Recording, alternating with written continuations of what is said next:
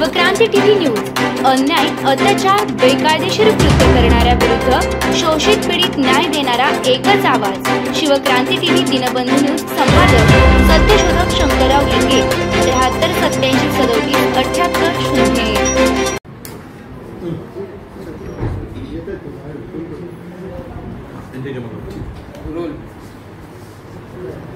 सातारा जिल्ह्यातील कराडमध्ये एक सेक्स स्कॅन्डलचा पर्दाफाश झालेला आहे आणि विशेष म्हणजे निराधार मुलींकडनं जे आहे ते सेक्स वर्करचं काम करण्यात येत होतं। या संदर्भात बोलण्यासाठी आपल्यासोबत आहेत विधानसभेचे विरोधी पक्षनेते विजय वडेट्टीवार। सर, कसं वाटतं धक्कादायक माहिती समोर आलेली आहे सेक्स स्कॅन्डल निराधार मुलींकडून? खरं तर हे सातारा जिल्ह्यातील मला वाटतं की पूर्ण नावाचं गाव आहे।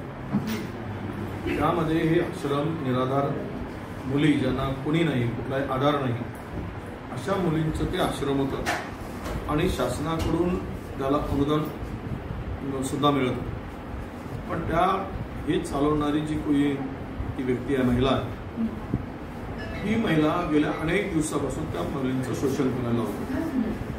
तिच्याकडून अनेक प्रकारे स्वतःच्या कामासाठी वापर करून घेतो आणि ती स्वतः सुद्धा अनेक अशी त्या असल्याची चर्चा त्यावेळेस होती। पोलिसांना याची कल्पना 2 वर्षापूर्वी होती की इथे काहीतरी गडबड आहे, गडबड होते आहे, मुलींचं शोषण होते आहे।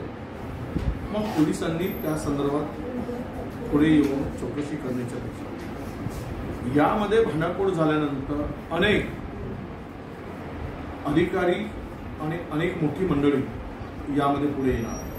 हे प्रकरण काही एवढ्या पुरतीचं नाही आहे। या निराधार मुलींचं शोषण हे मोठ्या प्रमाणात करण्याचं काम की कुणाच्याकडे मुली पाठवत होती 2-2 लाख रुपये त्या मुलींच्या कौमार्य संपवण्यासाठी घेतले जात होते। इतकी मोठी घटना आणि याची घटना राज्यात काय चाललं? बदलापूरची घटना, लहान मुलीवर झालेला अत्याचार, त्यानंतर आता अकोल्यामध्ये झालेली मुलीवर अत्याचार, अकोल्यामध्ये शाळेमध्ये, हे सगळं पाहिल्यानंतर या राज्यामध्ये आता महिला सुरक्षित, या राज्यामध्ये लहान मुली सुरक्षित, एवढी हिंमत गुन्हेगारांची वाढली आहे। बलात्कार, अत्याचार, भ्रष्टाचार याच्याने हे राज्य आता व्यापलं आहे। केवळ सत्तेमध्ये सत्तेची खुर्ची उगवण्याचं काम चाललं आहे, सत्तेतून धन जमा करण्याचं काम चाललं आहे। पण या ठिकाणी महिलांच्या रक्षणाची हमी, शक्ती कायदा महाराष्ट्रात केला गेला। शक्ती कायदा केल्यानंतर केंद्राकडे तो पाठवला, अद्यापही केंद्राकडून त्याला पैसे नाही आणि मंजुरी नाही। काय करतात हे लाचार, गुजरातचे लाचार महाराष्ट्राच्या मानगुडीवर बसून? हा खरा प्रश्न येतोय। ही महाराष्ट्राला अस्मिता गुलाम, महाराष्ट्राची अस्मिता गहाण ठेवून म्हणजे गुजरातला शरण गेलेले शरणार्थी आहे असा माझा अर्थ, आणि त्यामुळं महाराष्ट्राचं वाटोळ होत आहे। पुन्हा महाराष्ट्र जिंकण्यासाठी त्यांनी कशासाठी महाराष्ट्र जिंकायचं आहे ना योजना आणून, म्हणजे दिल्ली शहरांच्या चरणी माथा टेकून गुजरातला महाराष्ट्राची अस्मिता गहाण ठेवायची, महाराष्ट्र गुजरातला विकायचा, यासाठी तुम्हाला महाराष्ट्र जिंकायचा आहे। महाराष्ट्रातले उद्योग सर्व गुजरातला पोहोचवण्यासाठी महाराष्ट्र जिंकायचा आहे। गुजरातले ड्रग्स महाराष्ट्रात आणण्यासाठी महाराष्ट्र जिंकायचा आहे। कशासाठी महाराष्ट्र जिंकायचा आहे? तुम्ही गुजरातच्या व्यक्तीला 10 लाख कोटीच्या जमिनी मुंबईतल्या विकल्या, हजारो कोटीचे टेंडर दिले, हे कशासाठी? महाराष्ट्र गहाण ठेवायसाठी। हे सर्व पाहिल्यानंतर एकूणच राज्य आता हे कायदा सुव्यवस्थेमध्ये शिल्लक राहिला नाही। कायदा सुव्यवस्था संपूर्ण राज्यातील कायदा सुव्यवस्था संपुष्टात आली। गुन्हेगारावर अजिबात वचक राहिला नाही।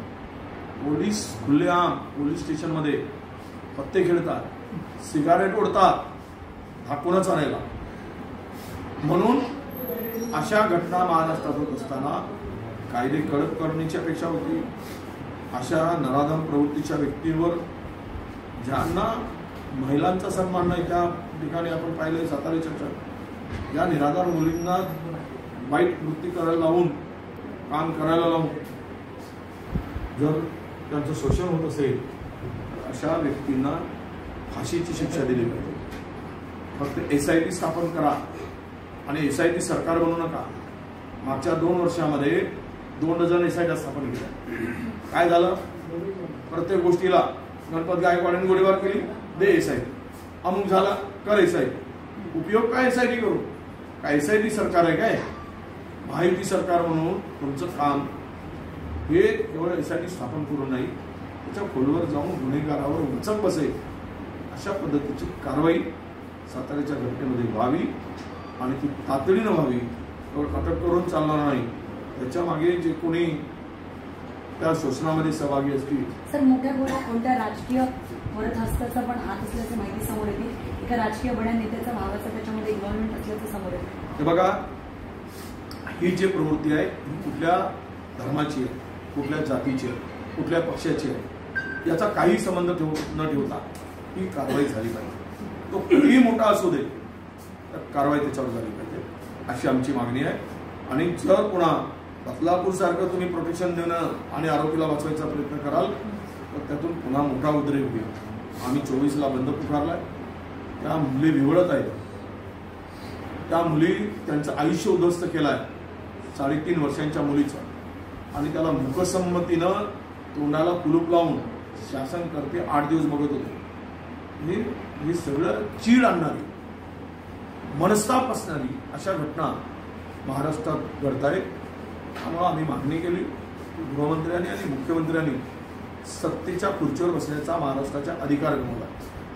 2 लहान मुलींचं शोषण होत असताना 8 दिवस लागतात कारवाईसाठी, आणि तक्रारसाठी गेल्यानंतर 12 घंटे बसवून ठेवतात. त्या पोरींच्या आई गर्भवती आहे, ती बाकडावर झोपली बाहेर 12 तास. अरे कुठे महाराष्ट्र ठेवलाय? काय महाराष्ट्राची अवस्था करून ठेवली? महाराष्ट्रामध्ये 7 महिन्यामध्ये 57% क्राईम वाढला, आणि त्याला पूर्ण सत्ताधाऱ्यांचा आशीर्वाद आहे हे आता स्पष्ट झालं आहे. पुण्याच्या गुंड टोळीला आश्रय कोणी दिला? आताच्या सत्ताधाऱ्यातील एका मंत्र्यांनी दिला. हे जर असं होत राहील, जिथले तिथले गुंड आता मोठ्या प्रमाणामध्ये आश्रयाला कुठे जात असतील तर सत्ताधाऱ्यांच्याकडे चालले. काय कुठे नेऊन ठेवत आहे महाराष्ट्रात? सर, महाराष्ट्राच्या पोलीस महासंचालक रश्मी शुक्ला हे स्वतः एक महिला आहे, तरी सुद्धा प्रशासन किंवा सरकार ही सगळी महिलांची प्रकरणं जी आहेत ती असंवेदनशीलपणे हँडल करते असं वाटतं. त्यांना मुदतवाढ देऊन बसवलं, त्यांना तो पिरियड काढायचा निवडणुकीचा, आणि विरोधकांना टार्गेट कसं करता येईल, निवडणुकीत अडथळे कसे आणता येईल हा त्यामागचा प्लॅन आहे. त्यामुळं यांचं लक्ष जसं निवडणुकीवर आहे तसंच त्यांचंही लक्ष निवडणुकीवर आहे. त्यामुळे महाराष्ट्रातील महिलांचं शोषण झालं काय, मुलींचं आयुष्य उद्ध्वस्त झालं काय, त्यांना काही देणं घेणं नाही.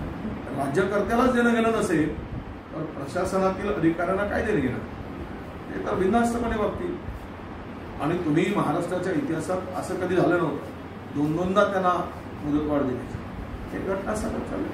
आपल्या मर्जीतील अधिकाऱ्यांना मुख्याच्या ठिकाणी बसवाल तर तो सत्ताधाऱ्यांचा आशीर्वाद आहे असं समजून बेधडक बिनधास्त बघेल, त्याला धाक कुणाचा नसेल, आणि काही घटना घडल्या तर वाचवण्यासाठी पोस्ट सरकारी तयार आहे.